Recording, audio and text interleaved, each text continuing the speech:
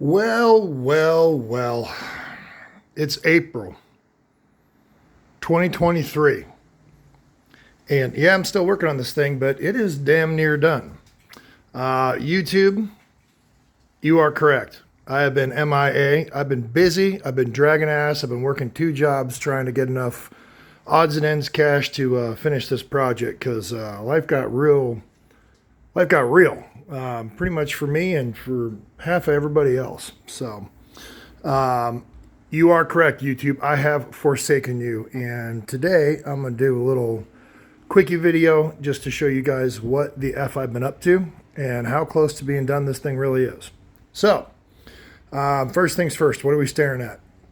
Well, obviously, drift armor bash bar. That is what this radiator. This is a big 3-inch thick Griffin radiator from Mopar. Because we had the dry sump over here, we didn't want radiator hoses, so we went with the radiator that has them on this side, and we're doing hard pipes. Those of you that are astute will realize we got them backwards, so we got to redo those hard pipes, but that ain't that big of a deal. This AC condenser was like a friggin' Mobius strip. It's just so bent and crooked and jacked up, I'm not going to use it. I'm actually going to end up buying one that's maybe about that tall, 28 by 14, I think, instead of 28 by 20. So that will allow us to double stack these cooler cores and run them on top of the radiator up underneath the nose of the bumper, which is, of course, all fully ducted. One big giant Blackmagic Flexolite fan. We tested this out, and with the shroud, so it's such a big fan that it doesn't need flaps. So when you're driving and the fan isn't on, there's so much room for air to go through the actual fan blade area. But when the fan is spinning, it will literally like suck work gloves, a bag of aught gauge ring connectors. It sucks everything up to this thing. So the pressure differential is the big thing. Hopefully that still exists with it in the car, because the whole problem then is the air back here can cause pressure issues and then make your radiator not as efficient. So anyways, things that we did, obviously we're out of room in the front. So the big square central mounted heat exchanger, brand new PLM, private label manufacturing, Z01 Camaro bolt-on heat exchanger for sale, super cheap, brand new if anybody wants one. But what we did is took these 2-inch by 12 by 12 vibrant cores and made separate tanks on each side.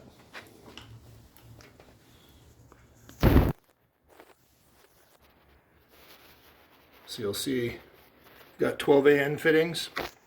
That Hahn joint is actually for a carbon fiber splitter rod that goes down behind here and holds the splitter up. You can see the bottom of the electric power steering here as well. We added a Chase Bays baffled reservoir to it to slow the return down, to aerate it, and to give it a baffled cap so that way there is no oil mess leaking. Yeah, so this is actually going to be a 10 AN feed.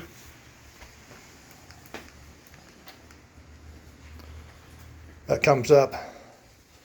So this is high pressure out to the rack. The rack goes back into this reservoir, and then 10 AN out of the reservoir, which would normally feed a pump, and it's actually feeding this reservoir, which is the pump. So there's that. Dry sump tank is right here. It's a 2.5 gallon Peterson. You'll notice the entire bay was stripped, and it has actually been painted with Steelit. This stuff is amazing. I pulled out all the purple titanium and went with the nice burnt stuff. This stuff here is from Al at the TI Burnt. I have not powder coated anything yet. Haven't picked colors. Right now it's get fluids in. You know, if things need to be taken apart again for leaks or problems or anything like that. But later on we'll do color on the valve covers and a new supercharger lid for it as well. And maybe we'll do something with these cans here, but for right now, nah. So that's where we have our harness coming in for the engine, and then I did a bulkhead for the 8 AN fuel right there, which goes to the high pressure cam driven high pressure direct injection fuel pump. Went burnt bronze for the Cerakote on the LOJ headers.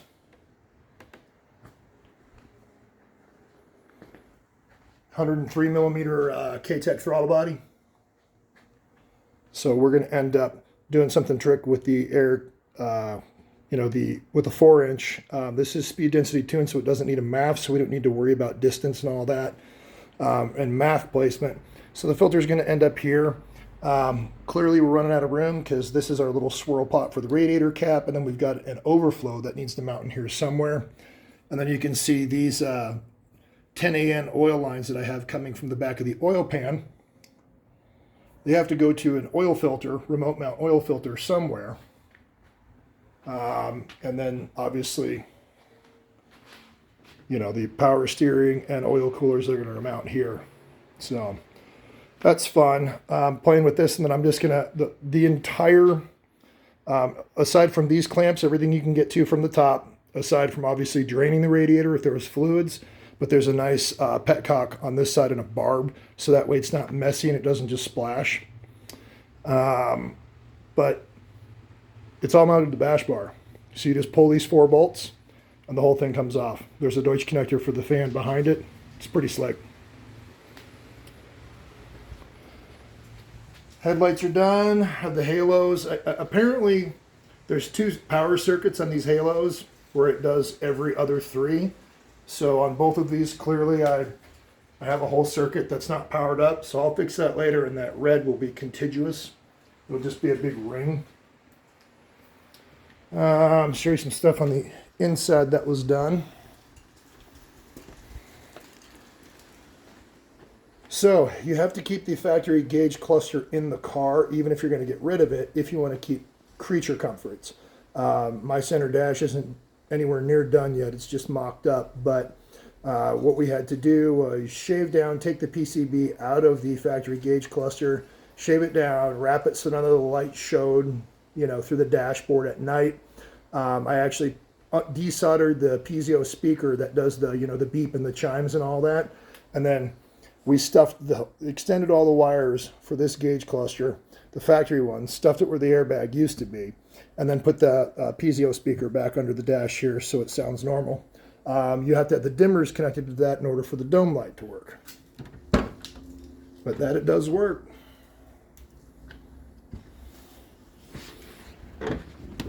Interior is almost done. All the professional stuff is done. Door panels are full Alcantara. Todd Jubert, the interior shop, did them for me. You'll see the door inserts are actually perforated. Jay at EvoR, I love you, but I got rid of the covers, and these were actually hand skinned by HR carbon fiber composites. Gonna need to refresh these, but the whole dash is done in Alcantara. We've got a button down here that will allow me to defeat the Nissan DRLs, and there's also the power knob.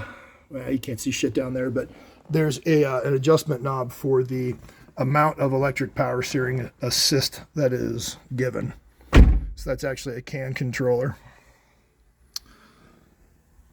My first attempt at a little custom display for just the basics on this Holly. The sky's the limit in terms of what you can actually design on here, but I'm utilizing the virtual switches right now as well. So this turns the halo on and off. This will turn on the steering pump, the supercharger water, and this DRL. I'm actually going to swap that DRL someplace else, and I'm going to use one of those switches there to run the FIA, CarTech FIA rain light in the back where the license plate. So, if I'm actually going to get off my ass and track this at one point, and not like I'm ever going to do it in the rain, but it just needed a rain light, whatever. Steering wheel controls are next. I need to wire that up, and then we're going to need to figure out the easiest, best way to fill all these holes up. I actually took the front of this 2-din off. I bought another 2-din chassis, and it's actually bolted to the top of this, or it will be bolted to the top of this to allow the rotation, and then I'm shaving all the holes. So this whole thing is just going to be smooth with just the screen sticking out. and it'll all be matching carbon fiber. A-pillars, Al from TI Burnt did those for me up in Canada. So the front stage is a Hertz HKS, I believe, three-way. The amount of bass out of these front door speakers is absolutely insane. You don't even need a subwoofer. Yeah, it's absolutely awesome. It does have multiple different launchers, but this Brainiac launcher here, sorry for the reflection, but this is the relay configuration screen, and I actually have the, you know, the little breadboards and the Arduino and all that will allow either momentary or hold and latch for, I'm going to use this for lighting, so that's going to be for the red halos, any sort of LED shit that I put around the car. You just leave the power on in the modules and you'll be able to turn them on and off from here. So interior ambient, which is going to be like under dash shit. The overall overhead ambient, which is these RGBs that are built into these zleds.com printed circuit board dome lights. That's actually an RGB in there as well. I've always had one of those like friggin' Liberty Walk, you know, Night Run Japan strobe light kits, undercar LEDs, and then I also got couple EL panels to run behind my illuminated Japanese license plates. So that should be pretty cool. And you actually get 8 of them. So there's a bunch of stuff that you can control on there. And then it'll go back and it does CarPlay and all that good stuff too. It's got a DSP built into it. I wasn't expecting it to sound great. I guess I didn't think it was going to sound bad, but holy shit, this is an incredible sound system. Still kind of dark, but you can see I went with a larger air tank that is wider and skinnier for the front air cups. And then I built these panels that are removable here that just house the back speakers, and then they're turned way down, so it's really more front stage. That panel that bolts into the back, behind that is the woofer box that comes out with thumb screws from the other side. That's on, I don't know. I don't think the woofer box is ever coming out. I'd have to drain the water tank and pull that out now too. So I don't know, shit changes. We're going to have to do some work to sound down the edges of the plexiglass for the tunnel hatch and the corners because it rubs. To get this aligned properly, it's rubbing the plastic, and it was notching the plastic, let alone digging through the Alcantara. So whole headliner was done, visors, and the big difference is it's not fabric store suede. It's name brand Alcantara. Quality factor is massive. So there's inside. It still has the button where the factory mirror switch used to be for the air cups. Lifts the front 2 inches, drops it right back down. It's immediate. It's the best shit in the world. I swear to God, you've got to get air cups. Look, bags are for airing your car out. Being able to lift your car, all you need is air cups, and you only need them in the front. Unless you've got some sort of fake race car, the biggest, most retarded diffuser hanging like 3 feet off the back of your car, all you need is the front to go up, even if you've got a big splitter on the front. So I'm telling you, keep your static springs. You can ride stiff and properly valved and low and lift the car when you want with air cups. With bags, if you're riding low, all it takes is one little bump and you've got no spring rate. There's no air in the bags. You just eat shit. It's great for trucks where you're going to use huge bags and they're going to carry a lot of air anyways, but for the Z, stupidest shit ever. I mean, you build your car, I'm going to build mine. I'm not going to tell you you're a dumbass for running bags, but for me, oh, hell no. Not on this thing. That's the AccuAir car. This, static. Yeah, so there's that. Oh, we put red belts in. This shit's gangster, but I still need to figure out the washer order so that way these things work and the arm actually stays up. Such a goddamn nightmare. Let me get the keys real quick so I can open the trunk. Sorry for the fisheye. It's dirty as hell.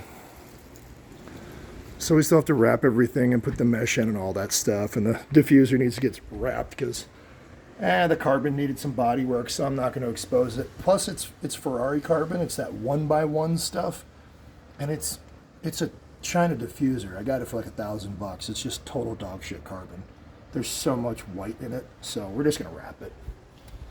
I think these were the last splitter rods I got from Pete at Fully Torqued while he was still making those. But this is kind of like a wing element for the diffuser. It's from Hamann. And back there's the 1-inch line that we're going to have to run for the supercharger water box, but I'll show you where that's at. Obviously, we haven't finished the trunk. But that's the 5.5 gallon water box. So this is basically the water reservoir. It's going to help with traction. It sucks that this is going to end up being like 70 pounds of water.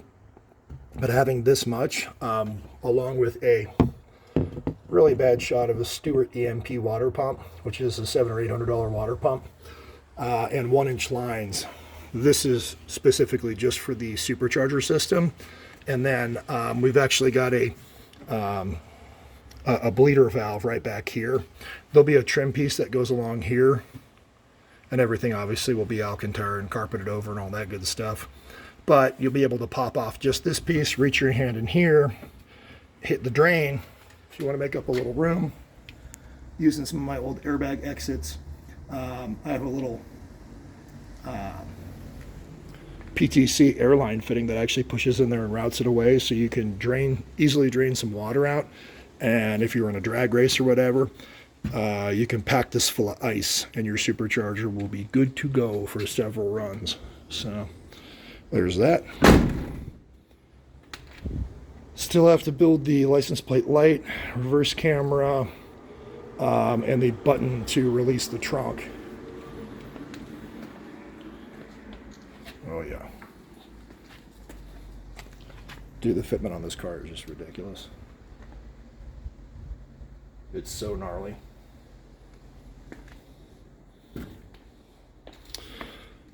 Last but not least, that's my old 4-inch round to 4-inch oval stainless exhaust that's just been sitting there. We'll probably end up having to like cut it right there, and then we'll just make a Y pipe from the 3-inch headers. And for now, we'll still use that, gnarly MagnaFlow center exhaust. We'll throw some better tips on it. I've got all the FDF braces, the front brace and the rear brace. That is an FDF diff brace needs to go on as well. So there's a lot of small stuff to do, but yeah, fam, it's getting there. Oh, this is bolted on fully now. So new gaskets, new hardware for the blower. It is bolted down fully. I tried to do the starter and alternator wires and have them run up that side. It's touching the header, so I got to redo all that shit. I'm probably going to run starter wire out the back and down, and then alternator wire around, and then through here down to that DC Power Inc. 300 amp alternator billet case. Yeah. Oh, little creature comforts, by the way. Let's show you some of the stuff that I programmed here. How quickly I forget. And see, I retain that annoying buzzer because it does something. It tells you when you left something on.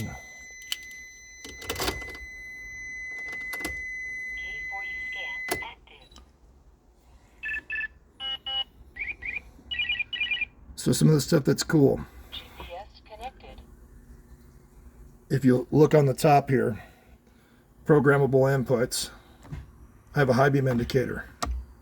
I have turn signals. Pretty effing rad. So, yeah. That's it, guys. I'm going to leave it at that. This is already friggin' 20 minutes long. Okay, so it's the beginning of April. All things considered, I'm going to say July 4th. We're aligned and driving and dynoed. I'm going to have to work my ass off. But other than that, oh yeah, And the transmission we used, this is LOJ mounts. Right now we installed, we got supported by Tilton.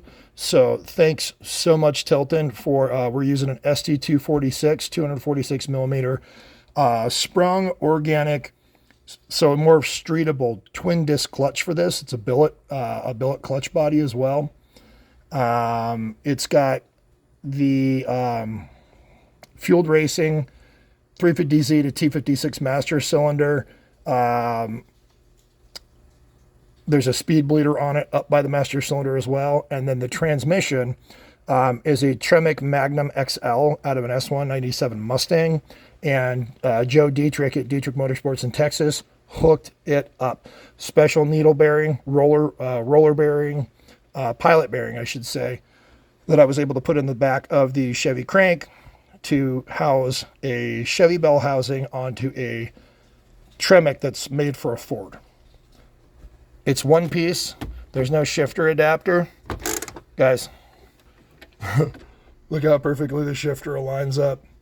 It's so stupid. It's just dead on. So we're going to have to make a little, obviously a little shifter adapter to thread the Nissan shifter I have on, because it's very rare and discontinued. A nice billet finisher and a TWM brushed knob, M1 Abrams knob, and the shift extender. The thing's badass. There's also a Tick Performance billet short shifter on the transmission that we got. Yeah, this thing's banging, dude. So hopefully, cross your fingers, what we've got, April, May, June. We got 90 days. Peace.